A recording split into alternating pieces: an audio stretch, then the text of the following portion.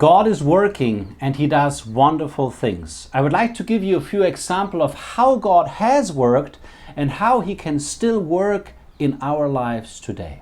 First of all, let us turn to Isaiah 64 verse 4, where it says, "Never have man heard nor perceived by the ear, nor has eye seen a God beside you who acts for him that waits for Him."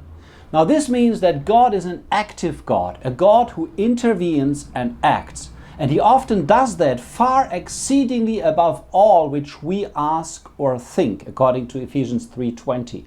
But Isaiah 64 also makes it clear that God does this especially for those who wait on Him. Now we may ask ourselves the question, what does wait on or await actually mean? We often read it in the Psalms and also in the prophets. Perhaps we can describe it as follows. To wait on means to wait with faith, hope, and expectation for God's action and to look out for it with longing or desire.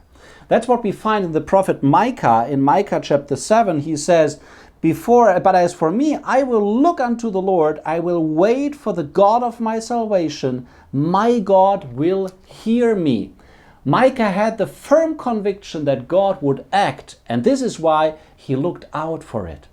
Now, God often acts when we stand still, when we really surrender everything to Him and wait on Him. It was especially with the people of Israel the case when they were standing by the Red Sea. There was no way out, humanly speaking, and yet they were not without a way out. And we find that Moses encouraged them, especially in that situation, and he said, "Fear not, stand still and see the salvation of the Lord, which He will work for you today." And directly after that, they experienced how the living God intervened and how He is able to do great things and how He shows that for Him really nothing is impossible. Now, God does not change. We see this over and over again in the various stories of the people of Israel, what they have experienced. Later, when Jehoshaphat, for example, once he faced a huge army with the people of Israel, 2 Chronicles 20, and this man prayed, and he prayed with expectation and with trust and with confidence.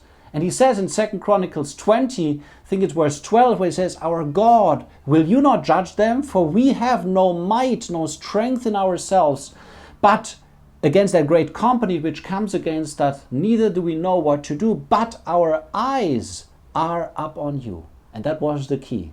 Now this was truly a man who waited upon God and who placed his hope in the living God alone.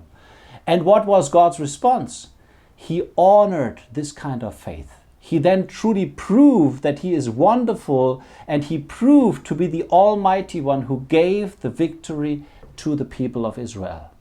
And there are so many examples showing how God has rewarded faith over and over again. I also think of Reuben and Gad and the half-tribe of Manasseh. It is said in 1 Chronicles chapter 5 about them, "And they were helped against their enemies, and the Hagarites were delivered into their hands, and all that were with them, for they cried to God in the battle, and He was entreated of them, because they put their trust in Him." Very interesting story. Now, God doesn't always do it exactly that way, but He does encourage us by such examples to trust Him really wholeheartedly, to wait on Him, to wait for Him, to expect Him to intervene just at the right time. By the way, that was also the great point in the story of Daniel's life. The king had given the commandment that no more prayers should be made unless to himself, and Daniel just goes ahead and prays to the living God. And that's exactly the reason why he is then cast into the den of lions. But even there, God is working for the one who waits on Him and who puts his trust in Him. And it says in Daniel 6 explicitly, Daniel was taken up out of the den, and no manner of hurt was found upon him, because he believed in his God. Now God wanted this explicitly to be written down as an encouragement for you and I, especially when one is facing difficult situations and had to take serious decisions. Now today we can experience again and again that God works through and in us. The question is, how does He do that? Now we read something very interesting in Philippians chapter 2. In this chapter it is shown that we can really prepare the soil of our hearts, so to speak, through behavior so that God can really work in us. It says in Philippians chapter 2 verse 12, work out your own salvation with fear and trembling. The point here is not our eternal salvation, but our temporal salvation, that we experience God's working. The word work out also means cultivate, and that means to make sure that the soil of your life, the soil of your heart, is in a condition that God can grow a God-working fruit in it. It's also our responsibility to remove everything that could somehow prevent God's work. That's a very important point. And if we live up to our responsibility in this respect, then we can also trust that God wants to work in and through us. And that's what we really find in the next verse, in verse 13, where it says, for it is God who works in you, both the willing and the working according to His good pleasure. It is from Him that this proceeds, but it is our responsibility to judge and remove everything that stands in the way. Now, God assures us over and over again that He will not abandon us and that He will not let those beat their head against the wall who wait on Him and who place their hope and trust entirely in Him. I think of Isaiah 49:23, where it says, you will know that I am the Lord, for they shall not be ashamed that wait on me. And this is again a firm promise of God that we can still rely on just even today. Waiting on God drives us to prayer. And in prayer we can tell God all the things that we have on our hearts. And God rejoices when He sees that we place our hope in Him and wait on Him, on His word and on His loving kindness, and to expect Him to show us His goodness. We can see that also from the fact in the Psalms, in the prophets, in many places where this is written and repeatedly said that God rejoices over those who wait on His word and on His goodness.